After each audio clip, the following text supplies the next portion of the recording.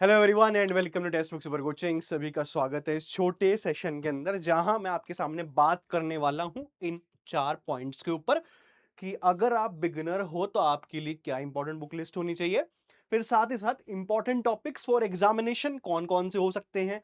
फिर भाई daily time table कितने घंटे आपको पढ़ना है और कितने मार्क्स आपको टारगेट करने हैं on the basis of cut off की लास्ट ईयर कट ऑफ क्या गई थी, क्या ट्रेंड चल रहा है। तो इन सब चीजों के बारे में इस छोटे सेशन के अंदर बात करने वाले हैं। तो अगर आप यूजीसी नेट एग्जामिनेशन की तैयारी कर रहे हैं और हिस्ट्री की तैयारी कर रहे हैं तो फटाफट से चैनल को सब्सक्राइब कर लीजिए, क्योंकि यहीं पे आपको सारी चीजें मिलती हैं। फ्री क्लासेस भी मिलती हैं और कोर्स क्लासेस भी आपको देखने को मिलती है, जो कि आप समझ सकते हो और बिल्कुल बेसिक से लेके हायर लेवल तक पढ़ सकते हो। तो सभी चीजों के बारे में हम बात करने वाले हैं इस सेशन के अंदर। ठीक है, लेट्स स्टार्ट। तो सबसे पहले इंपॉर्टेंट बुक लिस्ट के बारे में बात कर लेते हैं कि कौन कौन सी बुक्स हैं जो जरूरी होती हैं, जिनको आप खुद भी पढ़ सकते हैं और जिनसे क्वेश्चन पेपर बनता है। एंशिएंट इंडिया की बात करूं तो ये इंपॉर्टेंट किताब है, उपेंद्र सिंह, इंग्लिश और हिंदी के अंदर अवेलेबल है। उपेंद्र सिंह की history of ancient and early medieval India, English Hindi दोनों के अंदर अवेलेबल है। बहुत मोटी किताब है, बल्कि किताब है, लेकिन पूरा पेपर इसी से ही बनता है। फिर इसके अलावा आप इग्नू का मटेरियल भी यूज कर सकते हैं एंशिएंट इंडिया पढ़ने के लिए। बहुत ही अच्छा होता है मटेरियल। इनफैक्ट आप कह सकते हैं कि पूरा का पूरा सिलेबस भी कवर होता है उसके अंदर, और बहुत अच्छे से इन्हीं हिस्टोरियंस के द्वारा इग्नू का मटेरियल भी डिजाइन किया गया है। तो अच्छा मटेरियल, आप उसको पढ़ सकते हैं। देन आता है मिडिवल इंडिया। अब मिडिवल इंडिया के लिए आप कौन सी किताबें पढ़ सकते हैं? मिडिवल इंडिया के लिए पढ़िए आप सतीश चंद्र वॉल्यूम 1 वॉल्यूम 2। ठीक है, वो पतली वाली जो एनसीईआरटी टाइप सतीश चंद्र होती है वो पढ़ने की जरूरत नहीं है आपको। ये ही पढ़नी पड़ेगी, क्योंकि ये ही है आपकी ultimate book for medieval India, जिसमें सब कुछ कवर्ड है। कुछ पार्ट जो कवर नहीं है वो आपको पढ़ना पड़ेगा आपका इग्नू से। तो ये भी इंग्लिश हिंदी के अंदर अवेलेबल है, लेकिन सारा पार्ट नहीं कवर है, कुछ पार्ट आपको इग्नू से कवर करना पड़ेगा। इसके अलावा आप जेएल मेहता की advance study in history of medieval India ये भी पढ़ सकते हैं। वॉल्यूम 1 वॉल्यूम 2 वॉल्यूम 3 के अंदर ये किताबें मौजूद हैं। ये भी बहुत अच्छी किताब है, बट मेरा रिकमेंडेशन यही होगा कि आप सतीश चंद्रा पढ़िए और उसके साथ साथ जो इग्नू का मटेरियल है वो पढ़िए, वो काफी बेहतरीन होगा। मॉडर्न इंडिया की अगर मैं बात करूं, मॉडर्न इंडिया में आपको कौन सी किताब पढ़नी होती है? मॉडर्न इंडिया के लिए पढ़िए आप बिपिन चंद्रा, सॉरी, शेखर बंदोपाध्याय की किताब फ्रॉम प्लासी टू पार्टीशन।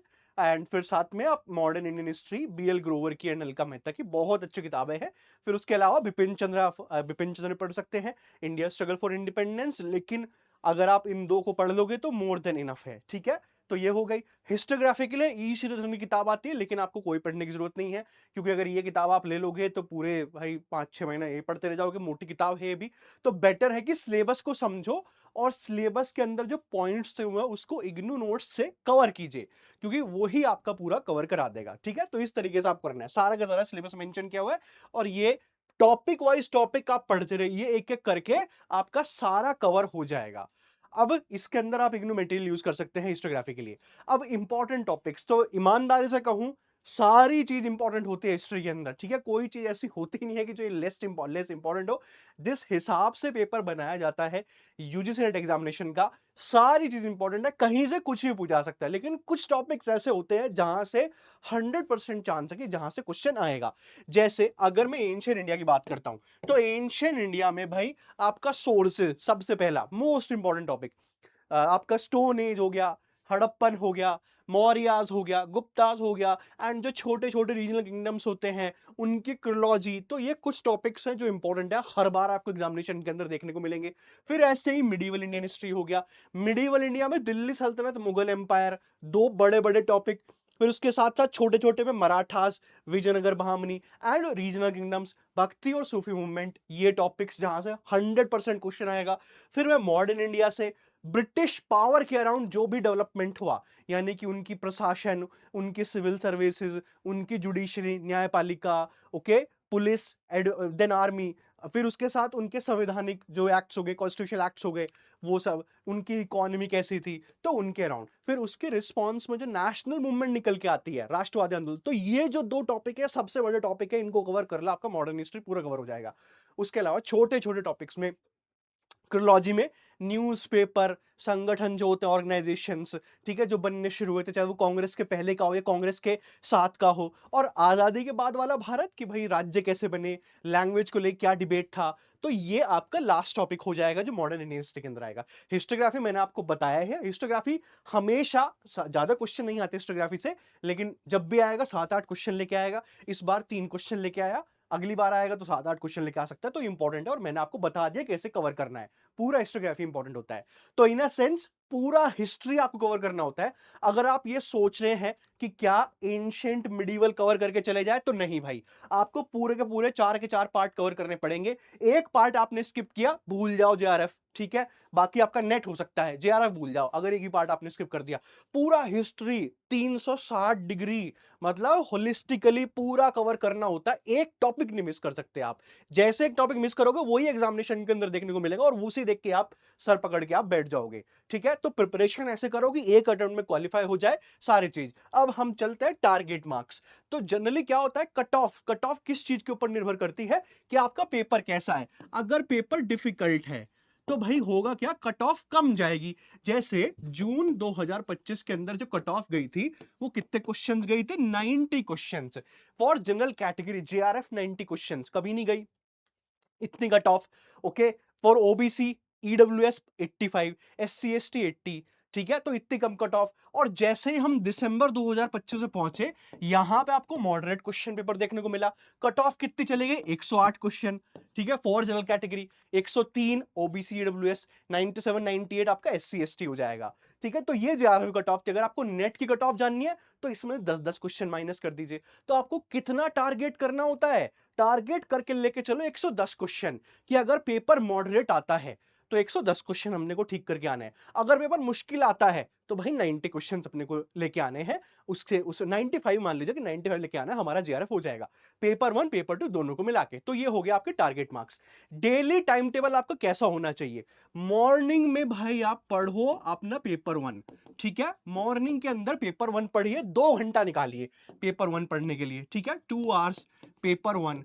फिर उसके बाद अपनी क्लासेस अटेंड करो पेपर 1 की, पेपर 1 की क्लासेस अटेंड करो। फिर उसके बाद पेपर 2 की अपनी क्लासेस अटेंड करो, आपने कर लिया। और फिर शाम वाला इवनिंग वाला टाइम जो है आप किस चीज के लिए निकालिए, ये आप निकालिए आप पेपर 2 के लिए, यानी कि 3 घंटा, 3 या 4 घंटा आप मान सकते हैं। तो ओवरऑल आप कहोगे कि आपको भाई 5-6 घंटा तो देखो पढ़ना ही पढ़ना पड़ेगा। 5-6 घंटे के बिना अगर आप ये सोच रहे हो कि आपका भाई जेआरएफ क्वालिफाई हो जाएगा, बड़ा मुश्किल है। हो सकता है कि अगर आप ब्रिलियंट स्टूडेंट हो, ठीक है, अगर अगर आप भाई कॉलेज के अंदर टॉप करते हो और लगातार आपको सारे सब्जेक्ट की पूरी समझ है, बस पेपर वन अलग से करना है, हो सकता है। लेकिन मैं ये मान के चलता हूं कि मेरी तरह जो स्टूडेंट्स होते हैं वो एवरेज स्टूडेंट्स होते हैं और उनको बहुत मेहनत करनी पड़ती है। जैसे भाई मैंने अपनी जिंदगी के अंदर मेहनत की है, मेहनत से ही सब चीज पाई हुई है। तो मैं ये एक्सपेक्ट कर रहा हूं कि जो भी कोई लोग इस वीडियो को देख भी रहे होंगे, भाई आप एवरेज स्टूडेंट हो और आपको मेहनत करनी पड़ती है किसी भी चीज को पाने के लिए। तो मैं ये एक्सपेक्ट कर रहा हूं कि भाई आप 5-6 घंटा रोज पढ़ो क्लासेस के अलावा। ठीक है, क्लासेस तो आपकी होंगी, फिर आप ये भाई इन्हीं को आपको रिवाइज भी करना होता है। जब भी आपका सैटरडे संडे का आपको टाइम मिलेगा, ये रिवाइज करो, क्योंकि मंडे टू फ्राइडे हमारी क्लासेस होती हैं, सैटरडे संडे आप रिवाइज कीजिए। ठीक है, अगर आप वो स्टूडेंट हैं जो स्ट्रैटेजिकली और सिस्टमैटिकली पढ़ना चाहते हैं विद टाइम टेबल, मेरे साथ, जहां पे पेपर 1 की भी क्लासेस आपको मिलेंगी, पेपर 2 की मिलेंगी, मंडे टू फ्राइडे चलती है क्लासेस। ठीक है, एक पेपर 1 की क्लास होती है, पेपर 2 की क्लास होती है डेली बेसिस पे, उसके बाद आप पढ़िए, रिवाइज कीजिए। तो आप हमारे साथ जो जीएसपी प्रोग्राम है, गारंटेड सिलेक्शन प्रोग्राम, उसके अंदर एनरोल कर सकते हैं। इसमें गारंटी दी जा रही है आप लोगों को कि अगर आप हमारे दी हुई चीजें, हमारी दी हुई क्लासेस को फॉलो करेंगे तो आपका सिलेक्शन 100% होगा, और अगर नहीं हुआ तो आपकी फीस रिफंड कर दी जाएगी। ये प्रोग्राम को कहीं पे देखने को नहीं मिलता। इसकी केवल एक ही कंडीशन है कि आप क्लासेस को फॉलो कीजिए। अगर आप ये सोच रहे हैं कि क्लासेस को फॉलो नहीं करेंगे, आधा ही कोर्स कंप्लीट करेंगे, तब नहीं। ठीक है, 90% से ऊपर आपका कोर्स कंप्लीट होना चाहिए, सारी चीजें 90% से ऊपर होनी चाहिए, तभी, ठीक है, तभी आपका जीएसपी के अंदर एनरोलमेंट अच्छे से माना जाएगा। और अगर आप ये चीज कवर कर लेते हैं तो आपका सिलेक्शन 100% तय है, और नहीं हुआ तो आपकी फीस रिफंड। और फिर अगर सिलेक्शन हो गया, टेक्स्ट बुक के ऊपर ही आपको मिलेगी इंटर्नशिप 40,000 रुपए पर महीना की 3 महीने के लिए। ठीक है, इन केस आप जून के स्टूडेंट्स हैं और सोच रहे हैं कि भाई मेरा एग्जामिनेशन अभी क्वालिफाई नहीं हुआ है, तो क्या मैं अभी एनरोल कर लूं और मेरा एग्जामिनेशन क्वालिफाई हो गया, क्या मुझे फीस रिफंड हो जाएगी, तो आपको फीस रिफंड हो जाएगी। जून 2026 के स्टूडेंट जिनका अभी रिजल्ट आना पेंडिंग है। ठीक है, कैसे एनरोल करना है, इसके अंदर बहुत सारे फीचर्स हैं। पर्सनल मेंटरशिप भी मिलती है, समग्र डिक्शनरी मिलती है आपको पेपर 1 की, पेपर 2 की, ठीक है? हम भी आपको गाइडेंस देते हैं हर 15 दिन में। जो आपको इंडिविजुअल मेंटरशिप मिल रही होती है, जो भाई क्वालिफाइड लोग हैं, वही आपको इंडिविजुअल मेंटरशिप दे रहे होते हैं, समझा रहे होते हैं कि हाथ पकड़ के लेके जा रहे होते हैं कि आप चलिए, हम आपको बताएँगे। वीकली प्रोग्रेस रिपोर्ट मिलती है कि आपने हफ्ते भर में कितनी पढ़ाई की, कितनी क्लासेस अटेंड की और कहाँ पे आप मिस कर रहे हो। ये सारा प्रोग्राम है जो जीएसपी के अंदर आता है, ठीक है? तो फटाफट से एनरोल कर लीजिए। कैसे एनरोल करना, इसी वीडियो के नीचे जाइए, इसी वीडियो के नीचे यहां पे मोर पे क्लिक कीजिए। जैसे ही मोर पे क्लिक करोगे, यहां पे आ जाएगा net JRF with GSP batch enrol now. इसके ऊपर क्लिक करो और यहां पे आपका जीएसपी का ऐसे लिखा हुआ आ जाएगा। यहां पे आपको प्राइस की इंफॉर्मेशन मिल जाएगी, लेकिन महंगा नहीं लेना है, सस्ता करना है, ठीक है? सस्ता कैसे करना है? अप्लाई कूपन में जाओ, जीएसपी को हटा दो, यहां पे लिखो अश्वनी, ASHWANI, अप्लाई कर दो, ठीक है? अप्लाई करने के बाद देखिए, विदाउट बुक्स 10,799, विद बुक्स 11,699। अगर आप बुक्स के साथ चाहते हैं, बुक्स आपको पेपर 1 पेपर 2 की दोनों की मिल जाएगी, इंग्लिश हिंदी दोनों में। ऐसे ही अगर विदाउट बुक्स चाहते हैं तो यहां से ले सकते हैं, वो आपके ऊपर है, जैसा आपको कंफर्टेबल लगे, ठीक है? तो फटाफट से एनरोल कर लीजिए। क्लासेस एक हुई है अभी केवल जीएसपी की, तो अभी टाइम है, एनरोल कर लो भाई, है ना? अगर मेरे से किसी को पर्सनली पूछना है तो टेलीग्राम चैनल ज्वाइन कर लीजिए, यहां से ईमेल आईडी और ये पर्सनल टेलीग्राम यहां से भी पूछ सकते हैं, ठीक है? थैंक यू वेरी मच, मिलते हैं क्लासेस के अंदर, बाय बाय।